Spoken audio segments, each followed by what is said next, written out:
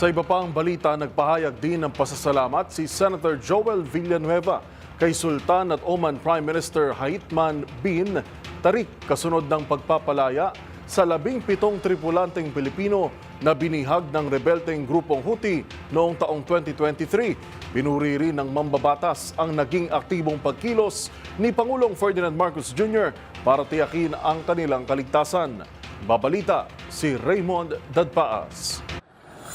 Nakiisa si Senador Joel Villanueva bilang chairman ng Senate Committee on Labor sa pagbibigay pasasalamat sa gobyerno ng Oman matapos ma-release ang 17 Filipino seafarers na binihag ng mga rebelding Houthi sa Yemen. Partikular na pinasalamatan ni Villanueva ang Sultan at Prime Minister ng Oman na si His Majesty Haitham bin Tariq na siyang walang pagod sa pamamagitan para mapakawalan ang ating mga kababayan.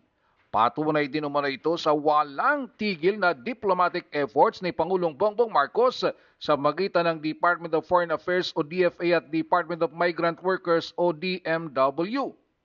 Sabi ni Villanueva noon pang 2023 na nabihag ang mga kababayan nating seafarers ay nanawagan na ito sa iba't ibang ahensya ng pamahalaan na tiyakin na maging ligtas at makauuwi ng buhay ang mga ito sa kanilang mga pamilya. Nagpasalamat ito at nagbunga ng magandang ginawang pagkilos ng pamahalaan. Ang pagtatatag ng DMW na kanyang inakda at inisponsoran ay nagpatunay na mas mabilis na makukuha ng ating mga kababayang OFWs ang kailangan nilang tulong sa oras ng pangangailangan. Mensahe ni Villanueva sa mga OFW at kanilang mga pamilya, hangad nito ang patuloy nilang kaligtasan at proteksyon at asahan ang patuloy na serbisyo para sa kanilang kapakanan. Ang 17 seafarers na binihag ng 14 na buwan ng marebeldeng Houthi ng Yemen habang sakay ng barkong Galaxy Leader ay nakauwi na ng bansa kagabi.